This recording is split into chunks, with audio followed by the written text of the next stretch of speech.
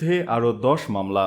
সাবেক প্রধানমন্ত্রী শেখ হাসিনার বিরুদ্ধে রাজধানী ঢাকাসহ সারা দেশে হত্যা ও হত্যার প্রচেষ্টার অভিযোগে আরও 10টি মামলা হয়েছে। এর মধ্যে ঢাকায় 4টি, গাজীপুরে 3টি, সাভারে 1টি ও নারায়ণগঞ্জের সোনারগাঁয়ে 2টি মামলা হয়েছে। বৃহস্পতিবার রাতে ডিএমপির মোহাম্মদপুর, আদাবর, যাত্রাবাড়ি ও কদমতলী থানায় মামলাগুলো করা হয়। থানায় এসব মামলা করেন বৈষম্য বিরোধী আন্দোলনে নিহতদের স্বজনরা। এর মধ্যে ট্রাক চালক সুজন হত্যায় মোহাম্মদপুর থানায় তার ভাই রফিকুল ইসলাম, পোশাক শ্রমিক রুবেল হত্যায় আদাবর থানায় তার বাবা রফিকুল ইসলাম ও কিশোর নাইম হাওলাদার হত্যায় তার বাবা কামরুল ইসলাম বাদী হয়ে যাত্রাবাড়ি থানায় মামলা করেন। এসব মামলায় শেখ হাসিনা ছাড়াও এস আলম গ্রুপের চেয়ারম্যান মোহাম্মদ সাইফুল আলম মাসুদ, তার 2 ছেলে আসানুল আলম মারুফ ও আশরাফুল আলম, জাতীয় দলের ক্রিকেটার সাকিব আল হাসান এবং চিত্রনায়ক ফেরদৌস আহমেদ সহ 193 জনের নাম উল্লেখ ও অজ্ঞাতনামা 450 থেকে 500 জনকে আসামি করা হয়েছে। মোহাম্মদপুর থানার ওসি মোহাম্মদ তোফাজ্জল হোসেন, আদাবর থানার পরিদর্শক তদন্ত মোহাম্মদ নজরুল ইসলাম ও যাত্রাবাড়ি থানার ওসি মোহাম্মদ মাইনুল ইসলাম নিজ নিজ থানায় মামলার বিষয়টি নিশ্চিত করেছেন। শেখ হাসিনা সহ আওয়ামী লীগ নেতাদের কূটনৈতিক পাসপোর্ট বাতিল, এবার কেন সংশয় ভারতে থাকা নিয়ে। প্রাক্তন প্রধানমন্ত্রী শেখ হাসিনা এবং তার মন্ত্রিসভার সব সদস্য এবং জাতীয় সংসদের প্রাক্তন সাংসদদের কূটনৈতিক পাসপোর্ট বাতিল করল বাংলাদেশের অন্তর্বর্তী সরকার। এর ফলে নয়াদিল্লি ঢাকা সমঝোতা অনুযায়ী হাসিনা এবং দেশত্যাগী অন্য আওয়ামী লীগ নেতাদের ভারতে থাকা নিয়ে অনিশ্চয়তা তৈরি হতে পারে বলে মনে করা হচ্ছে। জনবিক্ষোভের জেরে গত 5 আগস্ট প্রধানমন্ত্রী পদে ইস্তফা দিয়ে বোন শেখ রেহেনাকে সঙ্গে নিয়ে বিমানে ঢাকা থেকে উত্তরপ্রদেশের হিন্দন বায়ুসেনা ঘাঁটিতে চলে এসেছিলেন শেখ হাসিনা। সেই থেকে তিনি ভারতেই রয়েছেন। ঠিক কোন ইমিগ্রেশন স্ট্যাটাসে তিনি ভারতে রয়েছেন সে বিষয়ে এখন পর্যন্ত নরেন্দ্র মোদী সরকার কিছুই জানায়নি। প্রধানমন্ত্রী হিসেবে হাসিনার কূটনৈতিক পাসপোর্ট ছিল। ভারত বাংলাদেশ সমঝোতা অনুযায়ী কূটনৈতিক বা ডিপ্লোম্যাটিক বা সরকারি অফিসিয়াল পাসপোর্ট থাকলে বাংলাদেশে কোনো নাগরিক অন্তত 45 দিন কোনো ভিসা ছাড়াই ভারতে অবস্থান করতে পারেন। কিন্তু মোহাম্মদ ইউনূসের নেতৃত্বাধীন অন্তর্বর্তী সরকার হাসিনার কূটনৈতিক পাসপোর্ট বাতিল করায় তার ভারতে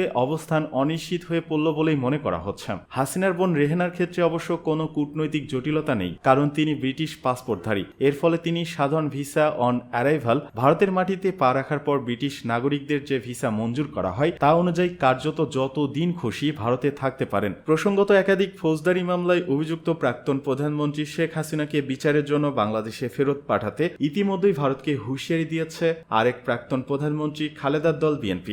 সম্প্রতি মোহাম্মদ ইউনূসের নেতৃত্বাধীন বাংলাদেশের অন্তর্বর্তী সরকারের বিশেষ উপদেষ্টা তৌহিদ হোসেন রয়টার্সকে দেয়া সাক্ষাৎকারে বলেন, শেখ হাসিনা ক্ষমতাচ্যুত হওয়ার পর তার বিরুদ্ধে বেশ কয়েকটি মামলা হয়েছে। দেশে স্বরাষ্ট্র ও আইন এই 2 মন্ত্রীর সিদ্ধান্ত নেওয়া উচিত। তাকে এখন দেশে ফিরিয়ে আনা প্রয়োজন। এই পরিস্থিতিতে অন্তর্বর্তী সরকারের এই পদক্ষেপ হাসিনাকে প্রত্যর্পণের উদ্যোগ বলেই মনে করা হচ্ছে। যদিও ভারত বাংলাদেশের সংশ্লিষ্ট ট্রাভেল অ্যারেঞ্জমেন্ট অনুযায়ী হাসিনা ভারতে থাকতে পারবেন বলে কূটনৈতিক বিশ্লেষকদের একাংশ মনে করেন। হাসিনার জামানাতেই 2018 সালের 15 জুলাই ঢাকায় 2 দেশের সরকারের মধ্যে এই সমঝোতা সই হয়েছিল। সেখানে কূটনৈতিক পাসপোর্ট নিয়ে দেশত্যাগীদের ক্ষেত্রে 1.5 মাসের বিনা ভিসায় অবস্থানের সুযোগ পুনর্বিবেচনার প্রসঙ্গ রয়েছে বলে ওই অংশের দাবি। অন্তর্বর্তী সরকার যৌক্তিক সময় নির্বাচনের উদ্যোগ নেবে, জানালেন মেজর হাফিজ। অন্তর্বর্তীকালীন সরকার যৌক্তিক একটি সময় সুষ্ঠু নির্বাচনের উদ্যোগ নেবে বলে প্রত্যাশা ব্যক্ত করেছেন বিএনপির স্থায়ী কমিটির সদস্য মেজর অবসরপ্রাপ্ত হাফিজ উদ্দিন আহমেদ। শনিবার রাজধানীর চন্দ্রিমা উদ্যানে সাবেক প্রেসিডেন্ট জিয়াউর রহমানের মাজারে শ্রদ্ধা নিবেদন শেষে তিনি একথা বলেন। এর আগে বিএনপির ভাইস চেয়ারম্যান পদে সদ্য মনোনীত নুরুল ইসলাম মনিকে নিয়ে জিয়াউর রহমানের কবরে ফুল দিয়ে শ্রদ্ধা নিবেদন করেন মেজর হাফিজ। হাফিজ উদ্দিন আহমেদ বলেন, ছাত্র জনতা, বিএনপি ও বিরোধী দলসমূহ তাদের ত্যাগ ও সংগ্রামের বিনিময়ে স্বৈরাচারী শেখ হাসিনা দেশ থেকে পলায়ন করেছেন। ছাত্র জনতা ও রাজনৈতিক দলসমূহ মিলে প্রফেসর ডক্টর মোহাম্মদ ইউনূসের নেতৃত্বে একটি অন্তর্বর্তীকালীন সরকার প্রতিষ্ঠা করেছি। আমরা এই সরকারকে সাহায্য ও সহযোগিতা করব।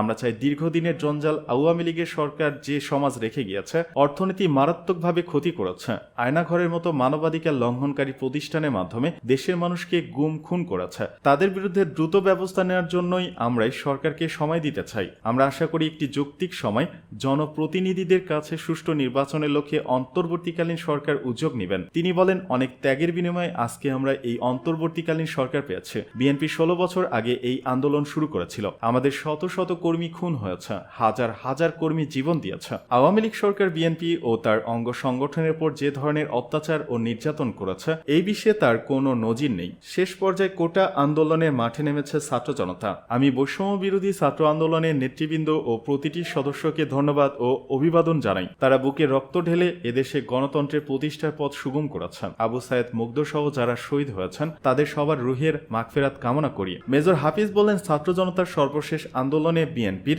198 জন নেতাকর্মী শহীদ হয়েছেন। আওয়ামী লীগ সারা দেশে নির্যাতন নিপীড়ন চালিয়ে ভেবেছিল কিয়ামত পর্যন্ত তারা ক্ষমতায় থাকবে, কিন্তু বাংলাদেশের মানুষ বীরের জাতি। 1971 সালে স্বাধীনতার যুদ্ধে অংশগ্রহণ করেছি, এবার জুলাই বিপ্লবেও স্বাধীনতা অর্জন করেছি। আমরা 2 বার স্বাধীনতা অর্জন করেছি। বন্যা প্রসঙ্গে তিনি বলেন, 5টা নদী ভারতের মধ্য দিয়ে বাংলাদেশের ভিতরে প্রবেশ করেছে। একটি নদীতে অন্যায়ভাবে ভারত বাদ দিয়ে রাখছে। এরপরে আমাদের কৃষকরা ন্যায্য পানি পাচ্ছে না। এ সময় ঢাকা মহানগর উত্তর বিএনপির সদস্য সচিব আমিনুল হক সহ দলের বিভিন্ন পর্যায়ের নেতাকর্মীরা উপস্থিত ছিলেন।